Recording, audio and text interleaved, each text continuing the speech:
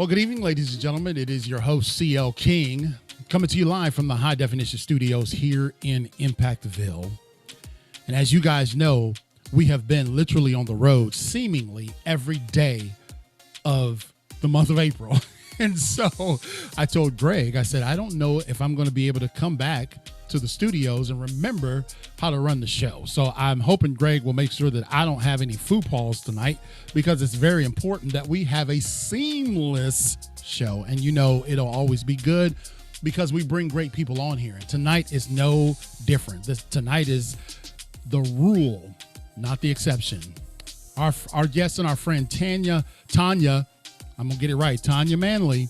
She's 49 years old. She's traversed a path defined by both trials and triumphs, shaping her into the remarkable individual that she is today.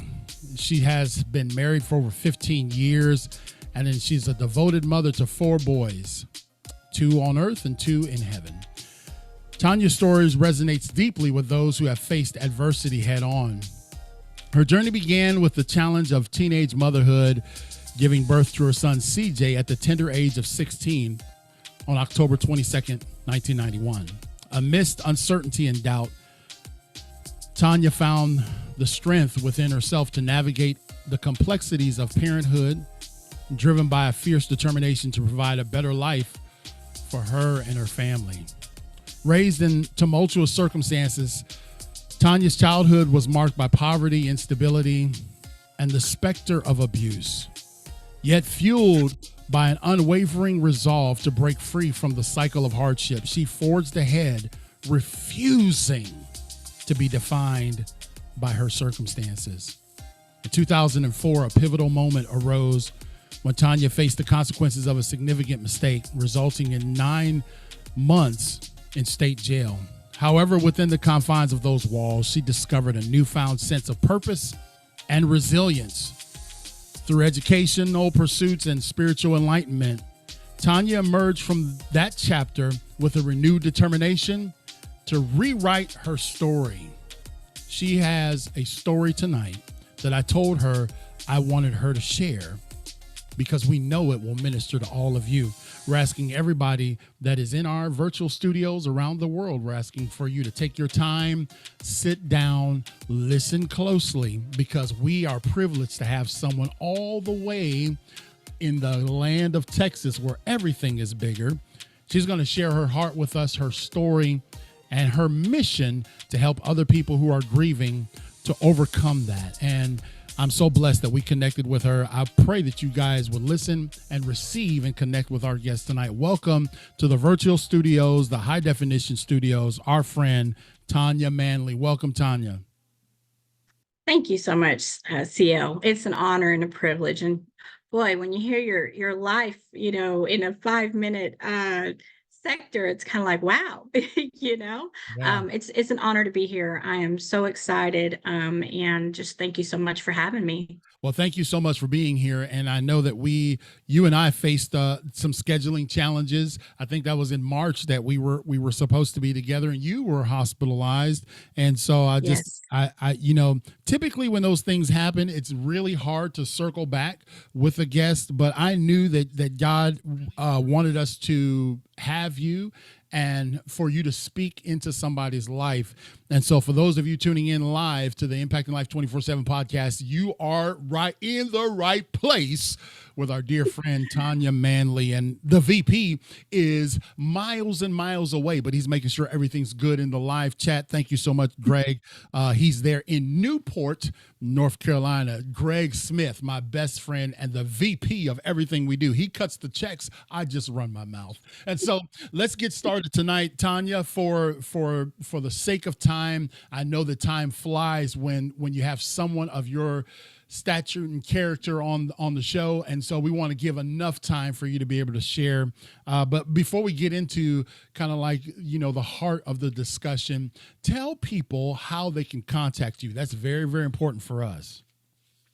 So they can contact me via Facebook, TikTok, or my email, which is sunsetstories at gmail.com.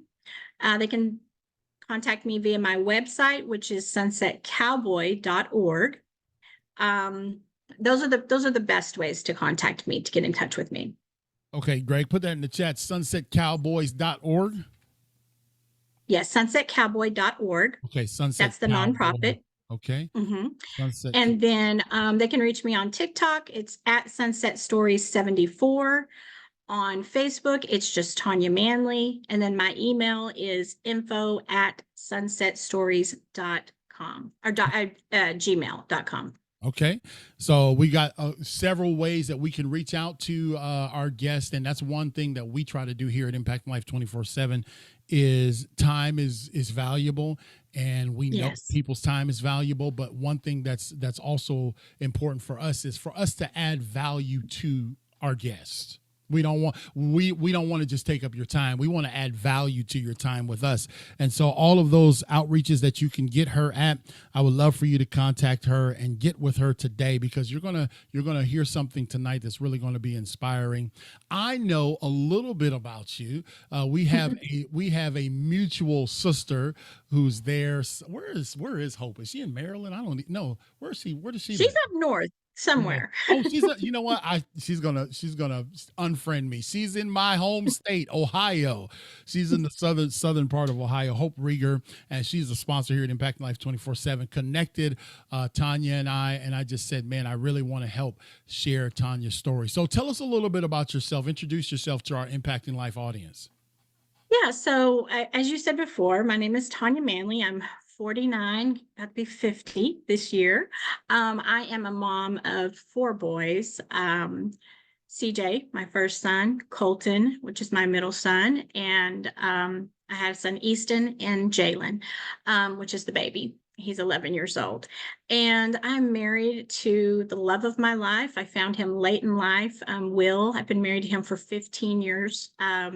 We have both come from, I'd say not so great upbringings and, poverty, that type of thing. But we have built a beautiful life together. We have been stronger through everything that we went through. We've lost 2 children together, and we've adopted a child together. So I am a crazy football mom. I am a huge Dallas Cowboys fan. And I just love meeting new people. I love meeting people from all walks of life, hearing their stories. They inspire me. And so just a small town girl. Yeah, Greg. Greg, are you a Dallas Cowboys fan? I can't remember. I know Greg is a Duke fan for basketball, but I can't remember if he's a Dallas Cowboys fan. I hope he is, because Dallas is amazing, and Texas is great anyway. So what a tremendous thing to find love. You're giving people hope out there that you can still find love even later on in life, huh? I tell people I kissed so many frogs before I found that prince.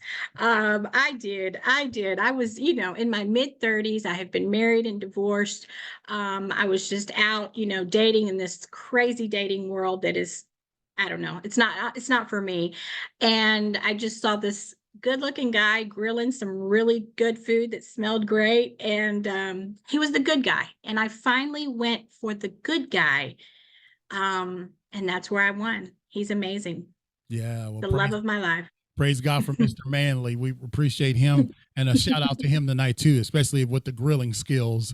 That I got to get my grill out now. It's summertime. So listen, one of the things that brought us together is, on Impacting Life 24/7, we definitely talk about people who have went through a period of adversity. And the loss of a loved one is not just, a flat tire. It absolutely alters your life. And I was praying about this today, that, I said, God, I always want to honor the life of, like Hope's son and your sons. I want to bring honor to them. So I don't want this to feel like, your typical interview. We've interviewed almost 500 people around the world, but this is not an interview. This is more of a ministry. You know what I mean? We want to minister to some people tonight. So Yes. I'm going to give you the floor, which is a rarity in this environment. I'm going to give you the floor, and I want you to just kind of share your heart. If you want to take us back to kind of the rough times early on, and what you've gone through, and then get us, up to date to where you are today. We'll walk through that together. So the floor is yours. Okay. Well, thank you, CL. And the reason why I am so transparent about things is because I believe that there are other people out there that have probably gone through the same things. There's probably a young girl that's 15, 16 years old that's pregnant, that is wondering what am I going to do? There's probably a girl that has gone through a divorce. There's probably a young girl that's gone through some type of uh,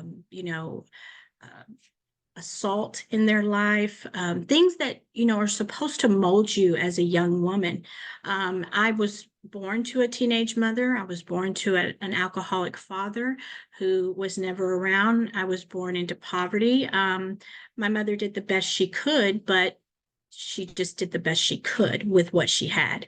And in those years of growing up, I just always felt like this can't be the life for me. This can't be what God has for me. And I remember, when I got pregnant with CJ, just thinking, I'm finally going to have something that I can make a difference. I can love, that's going to love me unconditionally, that's never going to leave me, never going to hurt me, and that I get to decide what kind of life he has. So, it wasn't easy. It definitely wasn't easy. I had another son by the time I was 19, but I plugged in and I surrounded myself with people who knew more, were better, smarter, and I just acted as a sponge. And I took every opportunity that I could to grow. And I really grew a really good, I was in real estate and I was in property management, and I did a really, really good job at that. And yes, when I was 19 years old, I made a bad choice. And I did jail time, and I was ripped from my boys, and my life was turned upside down. And in that, when you go through something like that, all you have time to do is sit and say, what am I going to do different when I get out of here? And so I got my high school diploma in there. I was ministering in church to the ladies. I worked and I never looked back. I built 2 successful businesses. And people like to, when you overcome your past, some people like to bring it up. And Ooh, I'm like, bring it up. I don't care, because look at me now. you right. know You know, you cannot go ahead. no, that's interesting that you would say that, because as you know, Tanya, and our guest tonight is Tanya Manley, all the way from the great state of Texas. And I think I seen even Mr. Manley. Is your husband's name Will? Yes. Yeah, I think I seen Mr. Manley tuning in too. So we give plenty of shouts out to Mr. Manley. And one of the things that you may know is that Greg and I created a program several years ago, exactly 23 months ago, called Stay Free, and we speak a lot I in did. the North Carolina Department of Corrections. And one of the things I tell those men and women all the time is that there will be people who will be standing at the entrance when you walk out of here free, that will want to only remember you for what you were, or Right. for the thing you did. They Hmm. and our society is like that. And so Yes. that's why we are vehemently opposed to just leaving people who have made a mistake and leaving them all alone and forgotten about. We're going into the places where people are trying to get out of. And so thank you for you being so transparent and sharing that. What was life like those 9 months? It was awful. It was awful. I'd never been away from my children. I was blindsided, that would even happen to me.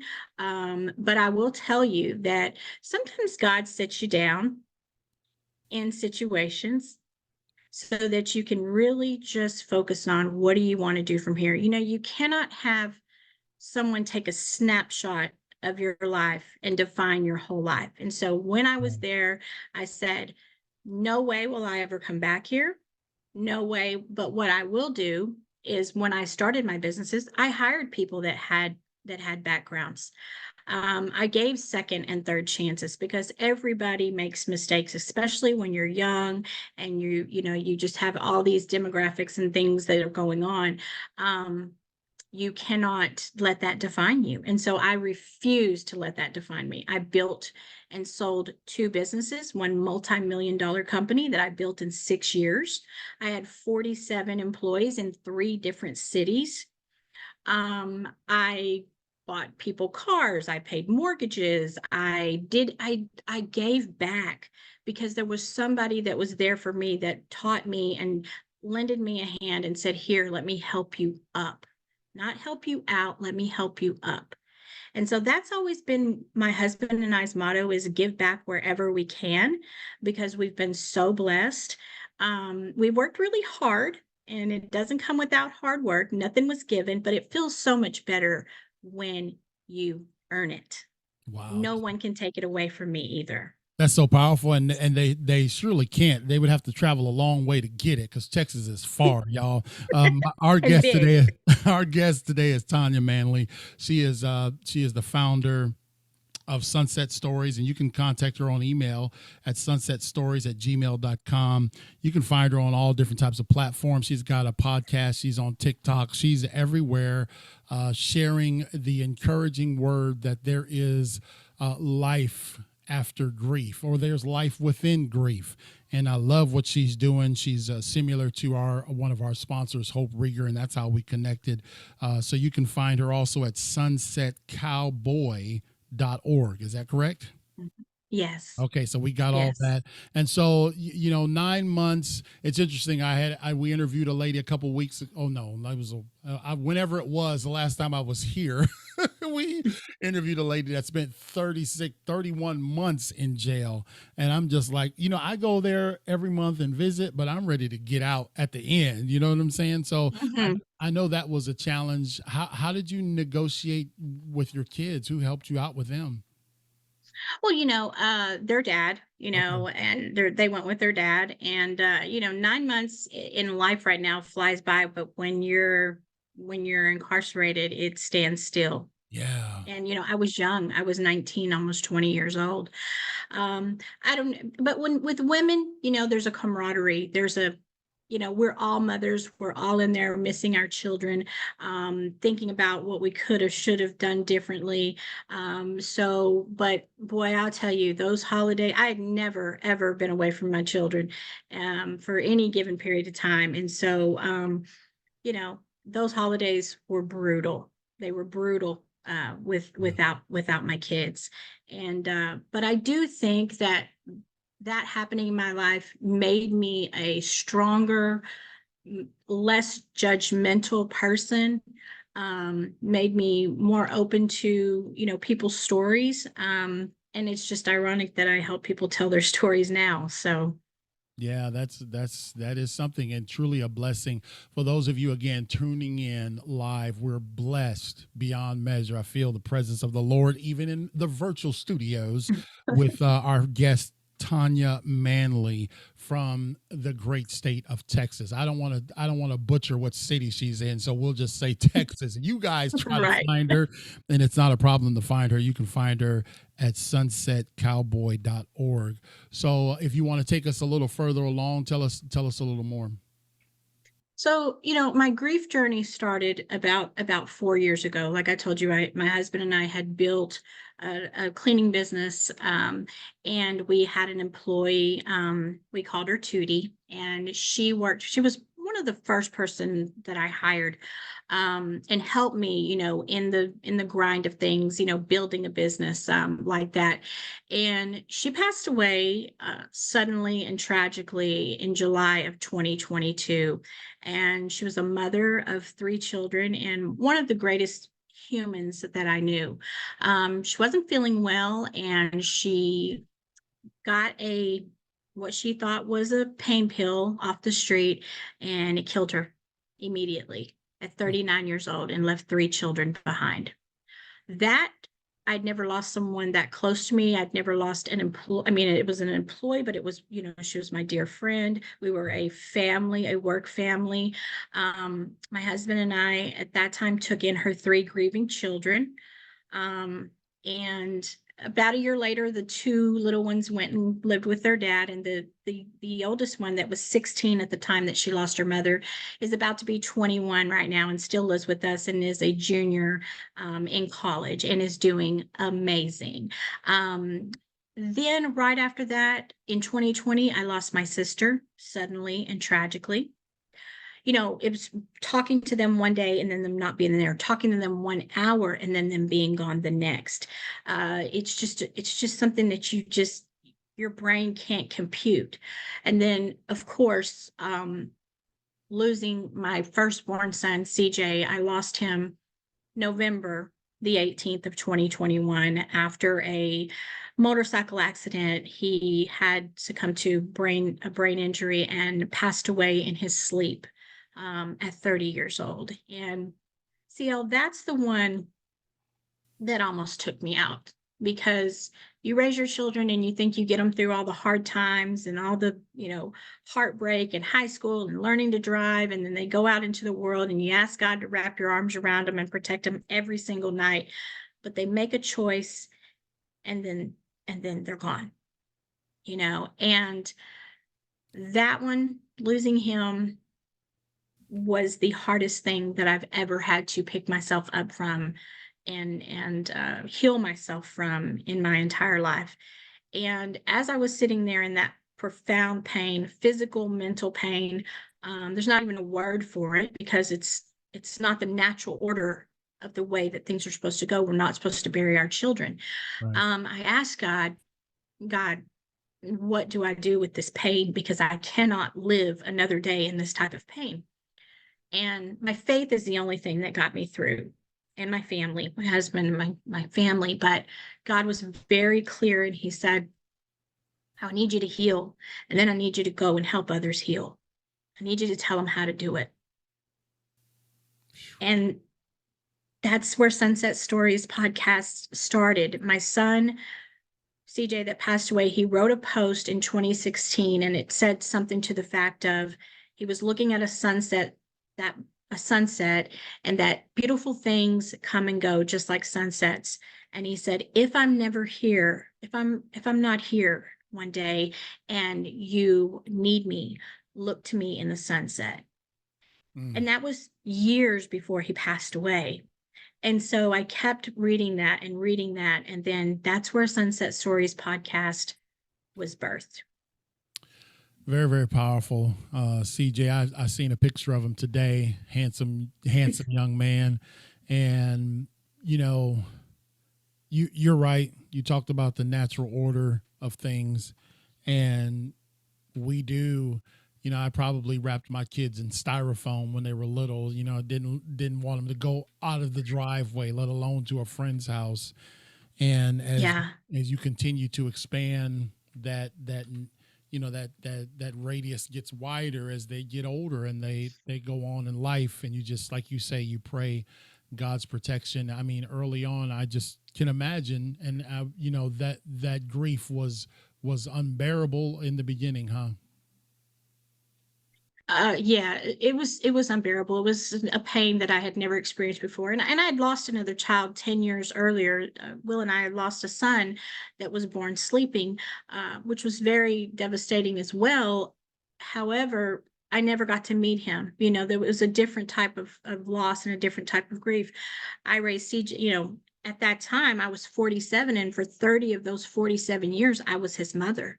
And Right. so I knew nothing else but being his mother. And when I went to look for community or resources, or just, somebody that understood, I didn't know anybody that had lost a child.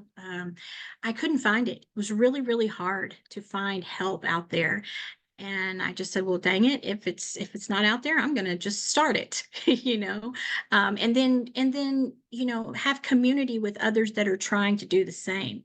And now we're in second season of Sunset Stories, and we have, you know booked and busy, and we have virtual meetings every week. I've partnered with another lady that lost her son similar to my son, Paula, with she has a Austin Sunset Sunshine Foundation.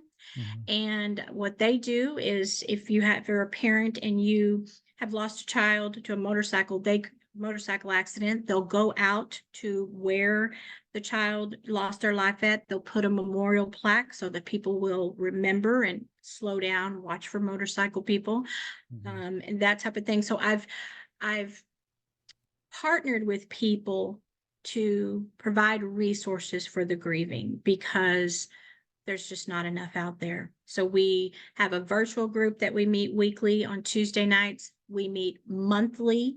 If you're in the DFW, we meet monthly, where you can come fellowship with us, eat, bring a picture of your child, talk about them freely. Let us love on you. Let us see what kind of resources we can provide for you. And it's just our little grief family. And I'll tell you, CL, I don't know what I would do without them. I do not know what I would do without them. One of my very best friends right now is an 81-year-old lady from Canada that I've never met in person, but we both have lost our children, and there's just an unspoken bond that we don't even have to say anything. Right. We just understand what each other needs, you know? Now, let me ask you this, because I know in Hope's group it is a variety of loss, right? Yes. Is Mhm. that the same with your group?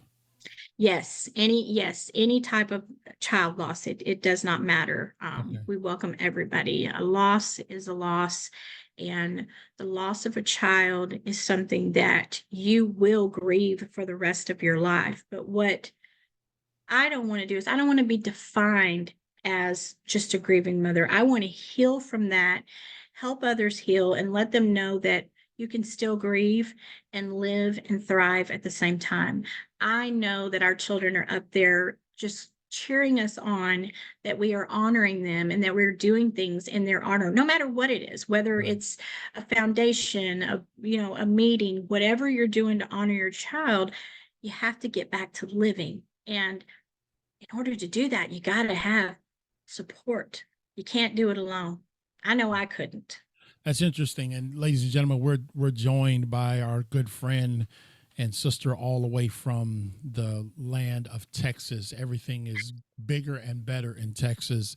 Our friend Tanya Manley, she is the founder of Sunset Stories, and you can find her at sunsetcowboy.org.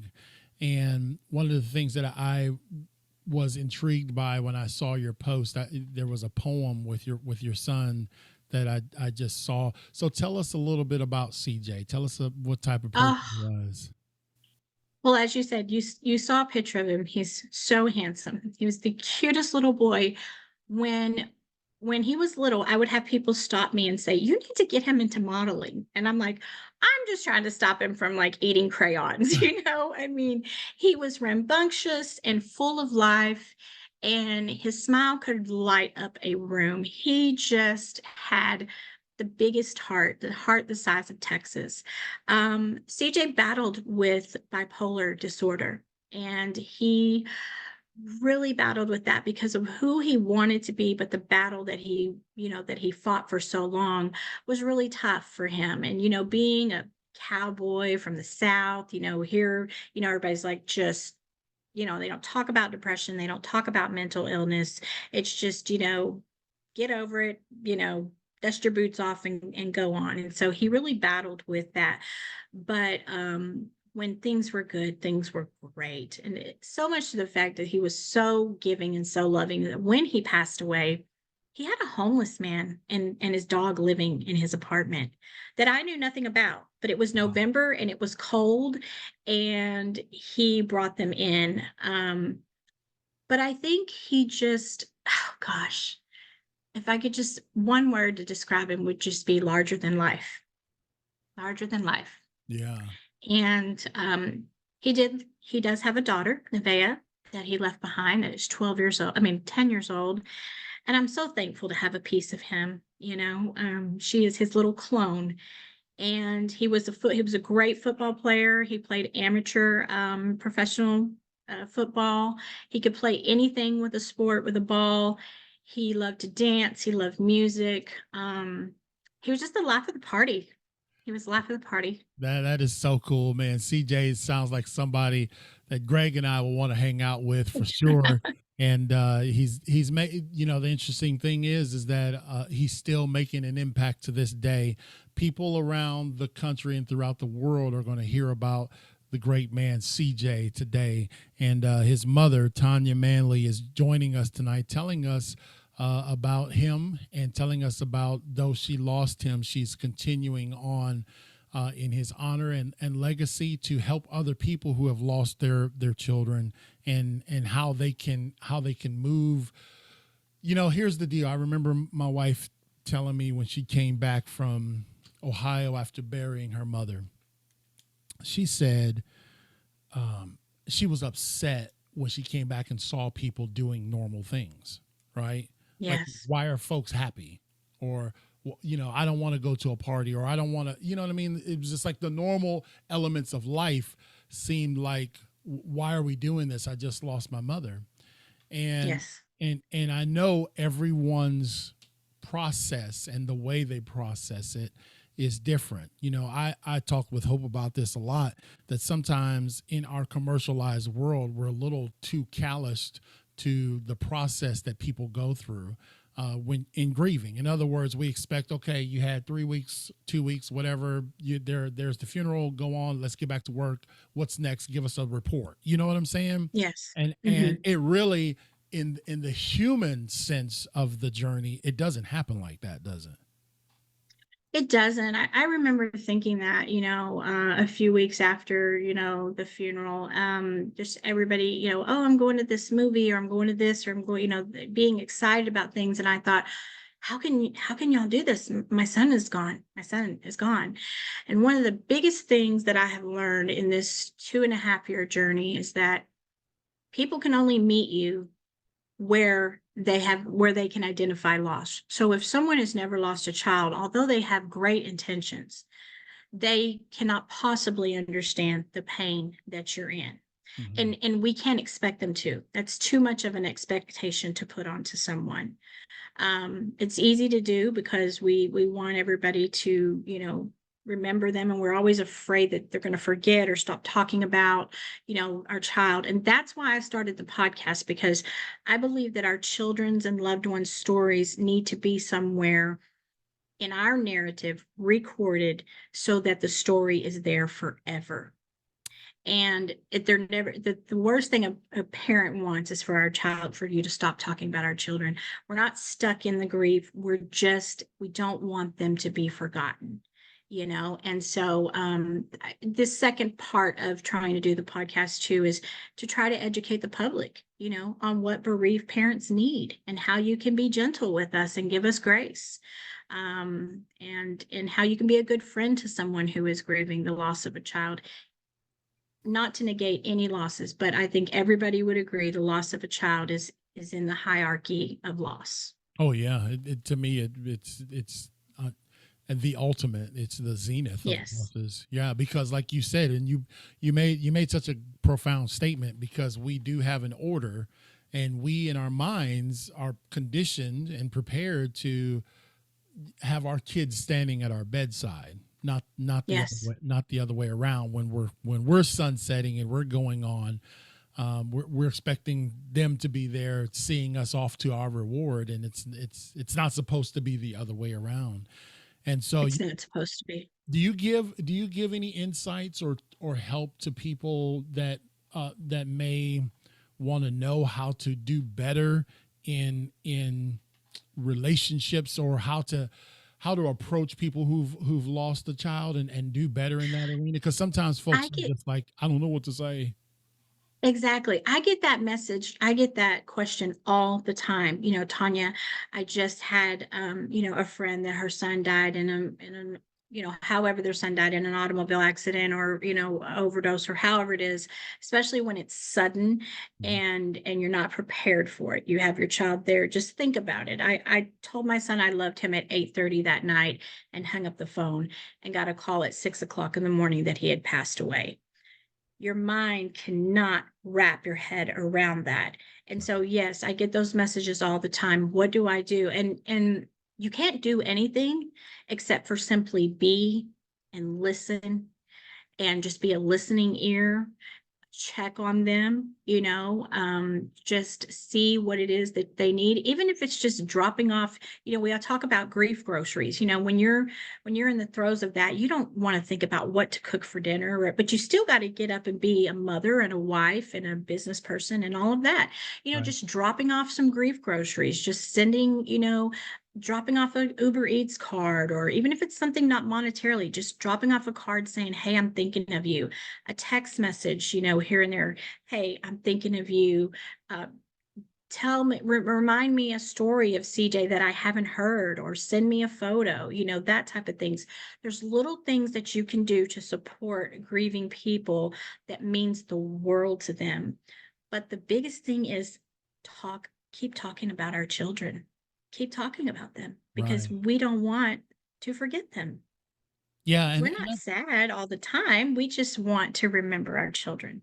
and that's a very good point, because sometimes people's way of thinking that they're doing something or helping in some type of way is avoidance, right? Or Right. not saying anything. But I love you and Hope Rieger have done it so well.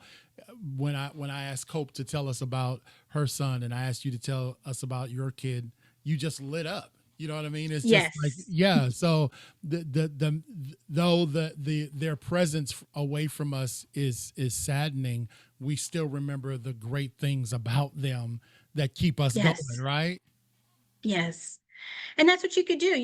I had a friend the other day just messaged me. She said, "Tell me, what's one of your favorite things about CJ?" And I was just like, my gosh. Yeah, And tell it me. just, Yeah, that's how easy is that? well, that's beautiful. And I really do appreciate the fact that you are willing to come on and be vulnerable, to our audience, and more importantly, I talked about this in the pre-show, that it would be justified. You would be justified to be as selfish as you want to be and recluse Yeah. yourself away. But instead, you are giving of yourself to other people who have gone through something similar. So in your group, how would somebody, if they were listening tonight, how would they get in? If they're saying, "That's me, I want to be a part of that Zoom," what would they do? Yeah. Also, all they have to do is just send us an email, Paula or I, an email, and I can put the email. Well, they can send it to me, which is info@sunsetstories.com, sunsetstories.com, and then I'll get it to Paula and we'll send them a Zoom invite. If they're on Facebook, message us, DM us on Facebook. We'll get you an invite. We have a one tomorrow night at 7 Central Standard Time. We have a grief author that is coming on. That was one of the first books that I read. She lost her son to a plane crash 25 years ago, and Hmm. she has walked me through. This is what you can expect. This is what's going to happen. This is, she's kind of been, the mother, Right. and she's going to come on and speak to us about, her son's death was very publicized. A lot of these people, it is very public. You have to see it in the media, you have to see it in the news, that type of thing. You have to keep reliving it. A lot of people have, court cases pending, that type of thing. People don't think about the extra added stuff that you have to deal with and be a grieving mother as well. And so we just want you to come on The Price of Love and just let us love on you, let us support you, talk freely about your child, and yeah, just be a community, just a grief family, and you will leave not feeling the same. And what our goal is that no one ever feels like we did in those early stages of grief, alone and just with nobody that really understands. You never have to feel alone now, because you have this grief family that we just welcome you and we hope you come. That's beautiful. Let me ask you this. I know you're a woman of faith, and I know you have a relationship with God. Have you seen where this could be weaved into your congregation? What you're doing? Absolutely. I tell people that, it's people question when they lose a child, they Mhm. question God, and that's totally understandable. Right. God doesn't say that we have everlasting life here. It says we have everlasting life in heaven. Right. And that's one thing that I cling on to is that, I think this world was really tough on my son. He battled a lot of things, and I just envision him in heaven, now just so peaceful and happy, and he wouldn't want to come back here even if he could. I mean, and Right. so for me, I held on to God in this whole process like no other. It has God has shown me that I have a purpose now to go tell people, that I'm not mad at God. you know my son made a decision. Right. He made a decision to get on that motorcycle without a helmet, without proper gear, and he'd never ridden a motorcycle before. I can't blame God for that. My son made a decision, you Right. know. It took me a while to get there, but I hang on to God for dear life, Praise God. for And dear life. I think my follow up to that was because we're looking at some areas where people, when my wife was grieving, obviously we went to church, right?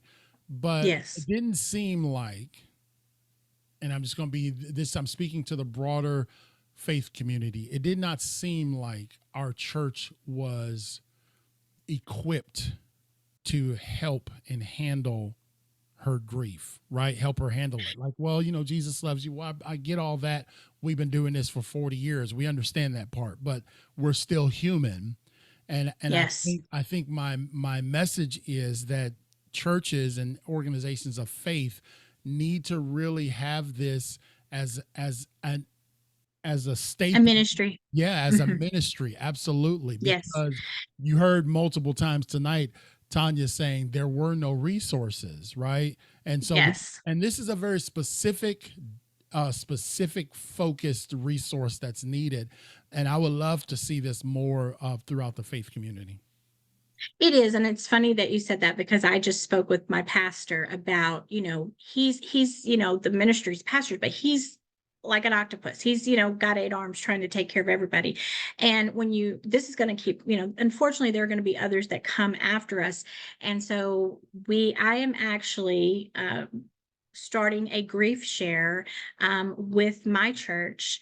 We're in the very early stages of it so that the people at church can come and just have that specific ministry, Right. not the broad, the details, the nuts and the bolts and the nitty and the gritty and the ugly that grief can be, with someone that has gone through that. And I am also actually in the process of getting my grief coaching certification. And I love sitting with, people say, Tanya, you sit with the grief all day and all night. Is it sad? Oh no, we're not sad all the time. Right. And it's my calling. It's what God, it's God's plan for me. It's a purpose honoring my son and all the ones that I've lost. And I love it. I love every bit of it. Well, that's beautiful. And I'm really thrilled to hear that it's going to connect. You're connecting this with the church organization, which is very, very important. We've got to do. Dr. Dunlap and I talk about this relative to finances and helping people with very specific elements in church. You know what I mean? Sometimes you Yes. come and there's this broad, Jesus loves you and live for God Yeah. and all that. But people are going through things that they need specific focus on. And hearing this is just really powerful. If you'd like to join that group, all you got to do is send an email to info@sunsetstories.com, correct? Correct. And somebody will get you a Zoom link. And we want you to know this, that you do not have to be alone. Alone.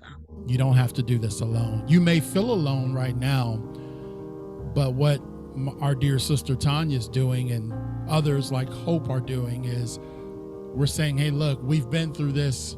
We know what it felt like to be alone, and we don't like that feeling. We don't want to have to see that duplicated in your life. So that's why we're here. God's got a very, very powerful plan for you and others that do this. So we're blessed to have you on our podcast, and we want to do everything in our power to connect people with you. So what we do at the close, I didn't tell you how we close, but the way we close is we give our guest an opportunity to speak to our audience directly. And so take about a minute and talk to those folks who may be going through something like what you went through, and give them a word of encouragement, whatever the Lord lays on your heart. The floor is yours. I would just like to say, who's ever listening or watching on the other end of this computer, that you're not alone, and that there is a whole community out there that will love on you, support you, provide resources, and will not judge you and make you feel you don't know what you're going through at this time. You don't know what your mind and your body is going through. It's a very confusing time, and no one ever prepared you. You could have never been prepared for what is happening to you right now, but you're not the only one. And reach out to us. We have so many resources that we can provide for you, free resources, and just know that you are loved and you are seen and you are heard. And I know it may not feel like it right now, because I remember those days where I just did not want to wake up in that kind of pain. But if you just hang on for another day, just another day, you have people out there that will help you turn your life around, and you will not always be in this type of pain. It will get better. All right. Well, what a word of encouragement to close out our podcast tonight. I told you it was going to go longer, Tanya. I told you it was, right? And we thank you so much for having me. We absolutely appreciate you, and we'll have you back again. Maybe we'll do a dynamic night where we'll have both you and Hope on. That would be a treat. That would be a powerhouse night. So Hope will be on later on in the month of May. I think she'll be on in the middle of May. But yes, this your story. We want to continue to uplift CJ and honor him and honor you for the work that you're doing. We know God's got his hand upon you. So thank you so much for sharing with us, and we look forward to having you back again real soon, okay? Thank you so much, CL. Have a good night, everyone. All right, you too. Take care. So ladies and gentlemen, that was our guest, Tanya Manley, from the Dallas, Texas area. And these shows always do something to me, y'all, because I'm realizing it's funny. Tanya and I are the same age, 49 years old, about to be 50. And we were talking in the pre-show that, man, we've got a few less tomorrows than the yesterdays that we have lived. And it is a truism that we're not going to be here forever. And no man knows the day nor the hour. You don't know when your time is called, and we don't get to negotiate that. We don't even really get to prepare for it. We may have life insurance and we may do other things, but we don't get to say, hey, God, just give me another night, then you can come back tomorrow and get me. No, she said that she told her son at 8:00 at night that she loved him. And at 6:00 the next morning, she was receiving the message that her son had passed away. No parent prepares for that. And so if that's you or someone you know, boy, I feel the presence of the Lord. If that's someone that you know, or maybe even yourself, we want to connect you with our dear sister, Tanya Manley. You can reach out to her at info@sunsetstories.com. And you don't have to walk through this journey of grief alone. There's somebody that's ready to walk with you. If you want to go fast, you can go alone. But if you want to go far, go together. We love you. We appreciate you. Thank you for tuning in to Impacting Life 24/7 with your host, CL King. We should be in the studios a little more in the month of May, unless all heaven breaks out and we're called back out on the road. We have some events, but not nearly as much as April was. It was a banner month, very, very busy, and we thank God for it. He's built us for this. He's designed us for this mission, and if we don't get to the zenith of a 7-figure speaker, that's okay. If we can just make an impact in one life, one day at a time, we'll do that. So on behalf of Greg, Danny, our entire staff here at Impacting Life 24/7 and Impactville, we're wishing you a very great night, and we'll keep you in our prayers. Continue to pray for us. God bless you.